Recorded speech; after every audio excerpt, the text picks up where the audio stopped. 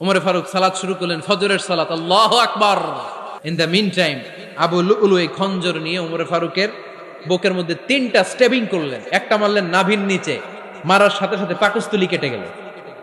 আরেকটা মারলেন পাজরে, পাজর ছিঁড়ে গেল। 3টা মারার পরে উমরে ফারুক বললেন, কাতালানি আল কাল, এক কুকুর আমাকে মেরে ফেলেছে। পেছন থেকে এক সাহাবীকে টান মেরে সামনের দিকে নিয়ে গেলেন, তুমি নামাজের ইমামতি করাও। আর ওমরে ফারুককে বাকিরা ধরাধরি করে পেছনে নিতে আরম্ভ করলেন।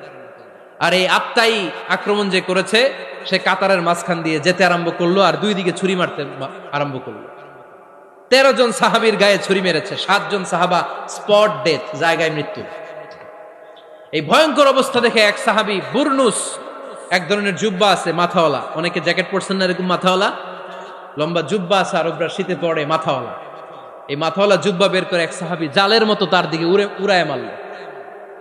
ওই বুরনুসের মধ্যে পেঁচিয়ে আবু লুলু মাটিতে পড়ে গেল আর সুইসাইড করে ফেলল, নিজের বুকে নিজে মেরে আত্মহত্যা। যেই সাহাবীকে ইমামতির জন্য দাঁড় করালেন, উনি ছোট্ট সূরা দিয়ে প্রথম রাকাতে সূরা আল কাউসার, দ্বিতীয় রাকাতে সূরাতুল ইখলাস দিয়ে নামাজ শেষ। উমরে ফারুক বেহুশ। উমরে ফারুক কি বেহুশ। সবাই কান্নাকাটি করতেছে, সবাই দেখতে গেলেন, এখন হুঁশ ফিরে না। মুখের মধ্যে, মুখ খুলে রাষ্ট্রের চিকিৎসক মুখের মধ্যে দুধ দিলেন, ওই নাভি দিয়ে দুধ বের হয়ে যায়, পাকস্থলী কেটে ওখান দিয়ে দুধ বের হয়ে যাচ্ছে। তারা বললো ওনারে বাঁচানো সম্ভব না, দেখেন হুঁশ ফিরে কিনা। হুঁশ ফিরলে ওনার পরে কে আমির হবে, উনি যেন প্যানেল ঠিক করে দিয়ে যায়। সবাই তাকিয়েছে ওমরে ফারুকের চোখের দিকে। আল্লাহর মেহেরবানিতে ঘন্টা খানিক পরে উনি চোখ খুললেন। চোখ খোলার পরেই বলেন নাই, ও মা আমি মরে যাই। চোখ খোলার পরে উনি বলেন নাই, কে মারলো আমারে। চোখ খোলার পরে উনি বলেন নাই, আমার পরে নেতা কে হবে। চোখ খোলার পরে সর্বপ্রথম কথাটি ছিল, আসল্লান নাস, আমার নেতৃত্বে যে ফজরের নামাজটা শুরু হয়েছিল এটাকে ঠিকমতো তোরা পড়েছিলি? আমার নেতৃত্বে যে ফজরের জামাত শুরু হয়েছিল সেটা ঠিকঠাক মতো সমাপ্ত হয়েছিল কিনা আগে বল। আসল্লান নাস, নামাজটা হয়েছে কিনা বল। সুবহানাল্লাহ বলতে পারলেন না? This is Umar, hour super hero. নেতা অনেকগুলো লাগে না, এরকম নেতা একটাই যথেষ্ট যে গোটা বিশ্বকে কাঁপায় দিতে পারে। চিল্লায় বলো ঠিক কিনা। বিশ্বনবী মক্কায় বসে বসে তাহাজ্জুদের সালাত পড়ে আল্লাহর কাছে দোয়া করলেন, আল্লাহুম্মা আইজ্জাল ইসলাম বিআহাব্বির রাজুলাইনি ইলাইক। ও আল্লাহ, 2 জন লোকের নাম বলবো, 2 জনের দরকার নেই, এই 2 জনের একজনকে আপনি ইসলামের সুশীতল ছায়া তলে এনে ইসলামকে বিজয় দান করে দেন। মুহূর্তের মধ্যে দোয়াটা কবুল করে নিয়েছে কে? বিশ্বনবী বললেন, আল্লাহ 2 জনের নাম বলবো আজকের দোয়ায়। আবি জাহাল ইবনে হিশাম, হয়তো হিশামের বেটা আবু জাহেলকে আপনি ইসলামের ভিতরে নিয়ে আসেন, কিংবা ওমর ইবনুল খাত্তাব, খাত্তাবের বেটা ওমরকে আপনি ইসলামের ছায়া তলে নিয়ে আসেন। ওমরে ফারুকের জন্য দোয়াটা কবুল করে নিয়েছে কে?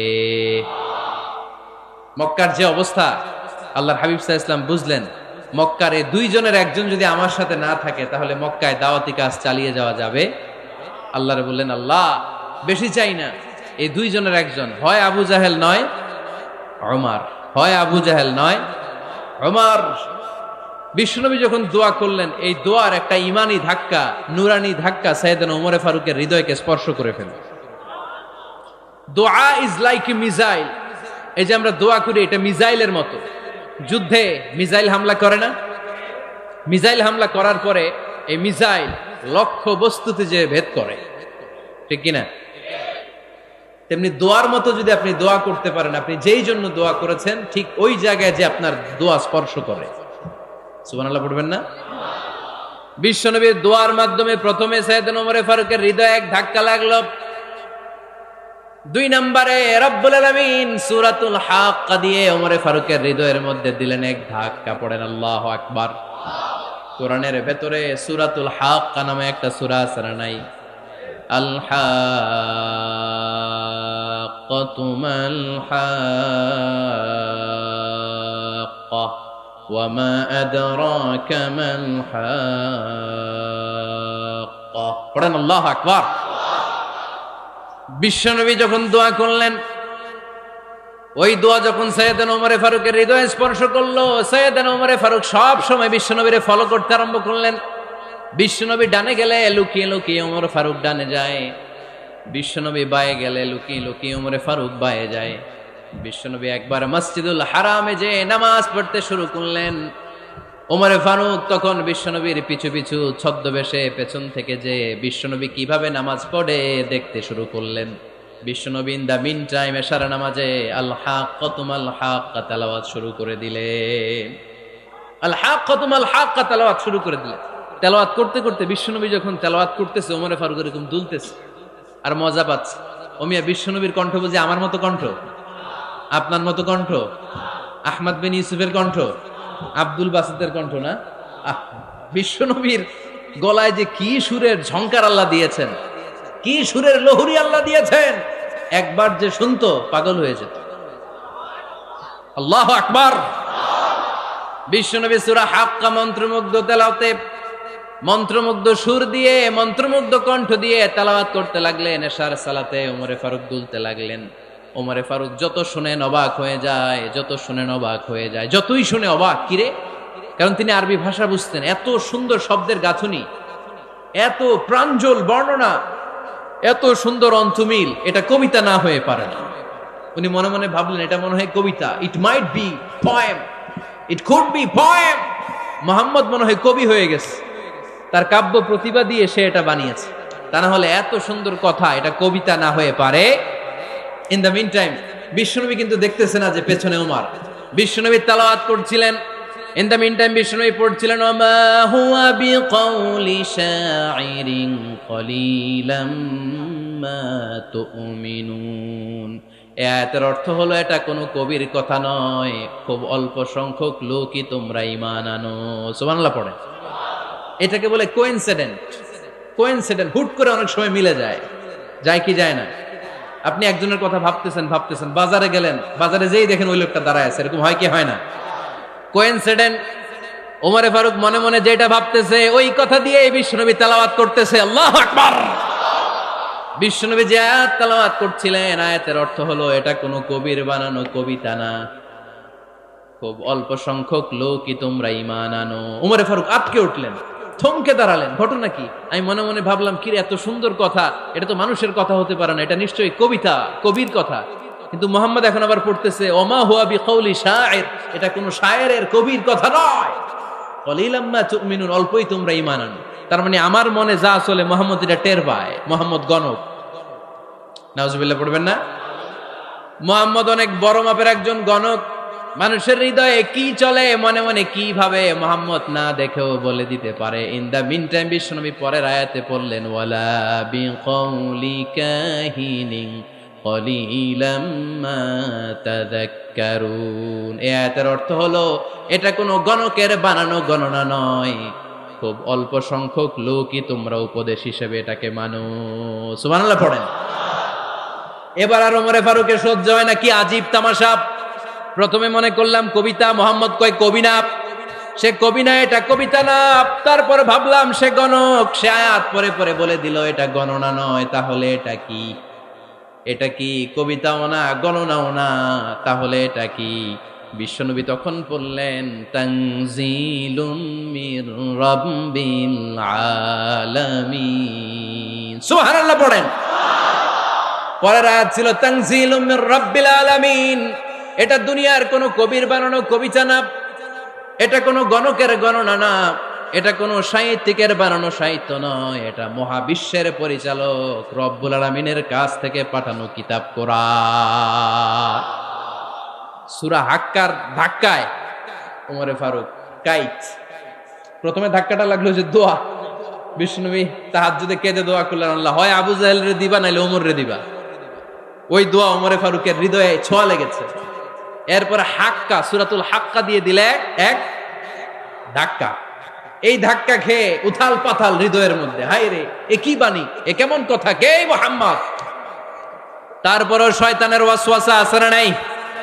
আল্লাহ বলে যতই ওয়াসওয়াসা ওমরকে দেয়া হোক, আমি ওমরে ফারুককে এই মুসলিম উম্মাতের সেনাপতি বানিয়ে ছাড়বো, আমি সেনাপতি বানাবো।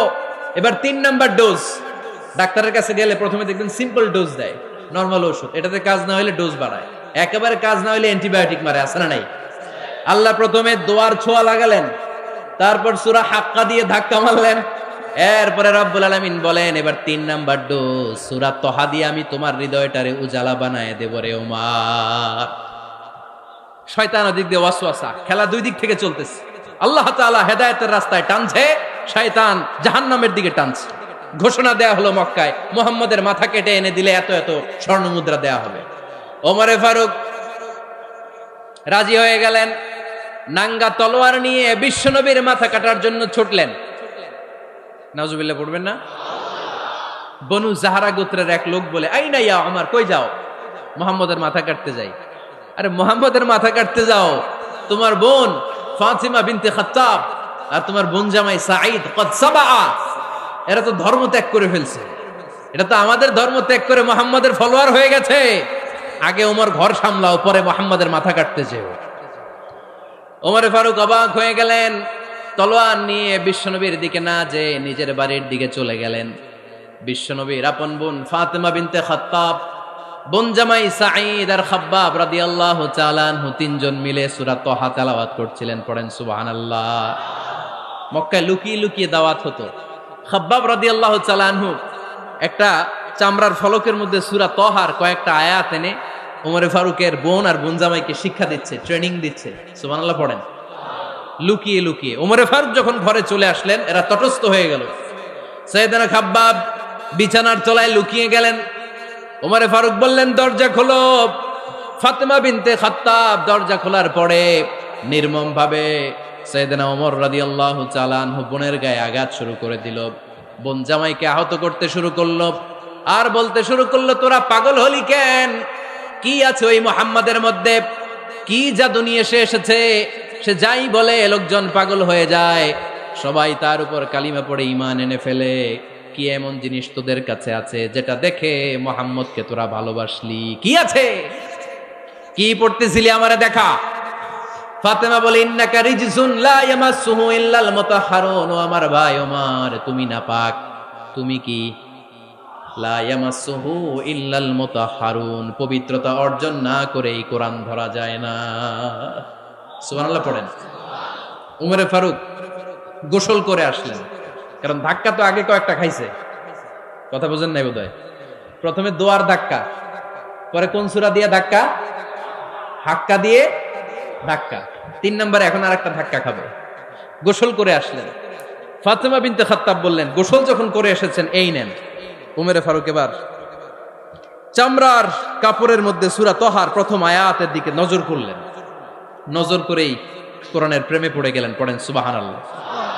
উমরে ফারুক পড়তে আরম্ভ করলেন, তহা মা আনজালনা আলাইকাল কুরআনা লিতাশকা ইল্লা তাযকিরাতাল লিমান ইয়াখশা তানজিলাম মিম্মান খালাকাল আরদা ওয়াস সামাওয়াতিল উলা।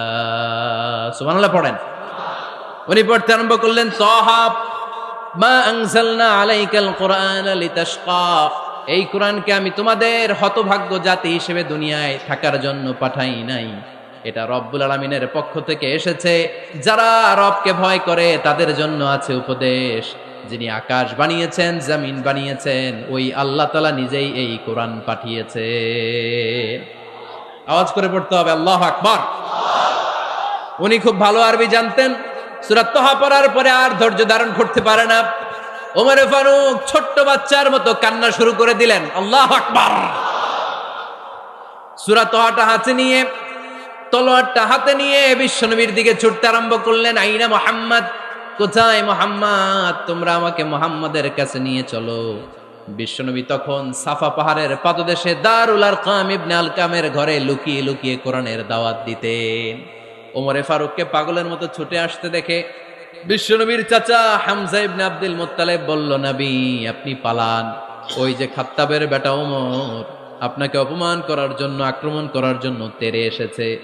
সাহাবীরা বললেন, নবী আপনি পালিয়ে যান, আমরা সামাল দেব।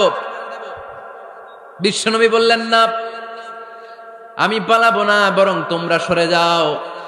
ওমর ইবনুল খাত্তাবকে আমার দরবার পর্যন্ত আসতে দাও। আমার তো মনে হচ্ছে ওই যে তাহাজ্জুদের নামাজ শেষে চোখের পানি ছেড়ে যে আমি আল্লাহর কাছে দোয়া করেছি, আজকে আমার ওই দোয়াটা কবুল হতে শুরু করেছে। আমার তো মনে হচ্ছে আমার ওই দোয়া কবুল হবে, আসতে দাও। ওমরে ফারুক এসে বললেন, আশহাদু আল্লা ইলাহা ইল্লাল্লাহ ওয়া আশহাদু আন্না মুহাম্মাদান আবদুহু ওয়া রাসূলুহু। আমি সাক্ষ্য দিলাম আল্লাহ ছাড়া কোনো ইলাহা নাই, নিশ্চয় আপনি আল্লাহর প্রেরিত বান্দা এবং রাসূল। পড়েন সুবহানাল্লাহ।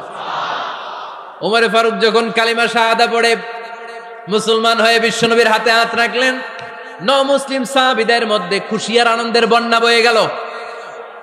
মুসলিম হাতে গোনা সাহাবারা আল্লাহর প্রশংসা করলেন। বিশ্বনবী সাইয়েদনা ওমরে ফারুককে জড়িয়ে ধরলেন।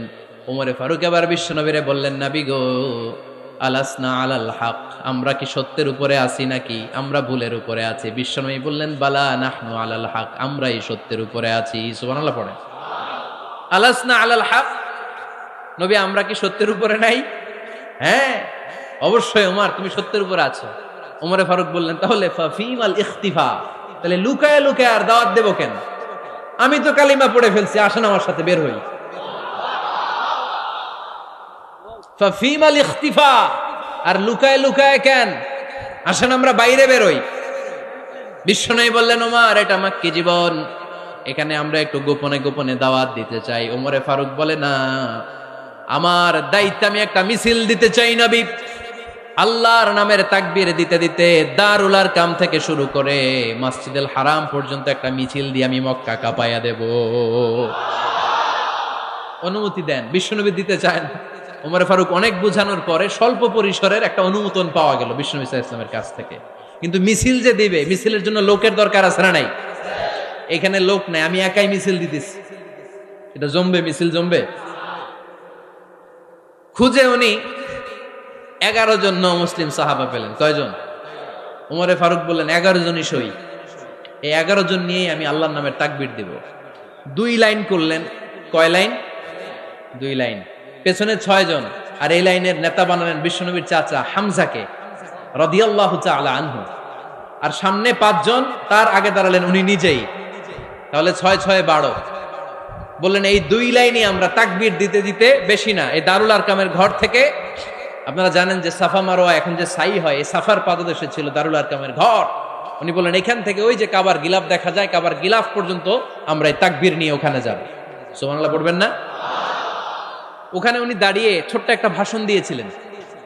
উনি বলেছিলেন, মান আরাদা আন তাসকুলা উম্মু ওয়া ইয়াতামা ওয়ালাদু ওয়া তারমিলা যাওজাতুহু ফালিয়াসুদ্দানি। খেয়াল করে শুনেন, কান দুইটা খরগোশের কানের মতো খাড়া করেন। উনি এক বাক্যের একটা ভাষণ দিলেন। ভাষণ দিতে জানলে বড় ভাষণ দেয়া লাগে না। এক বাক্যের ভাষণ দিয়ে গোটা বিশ্বকে ঝাঁকুনি মারা যায়। চিল্লায় বলো ঠিক কিনা?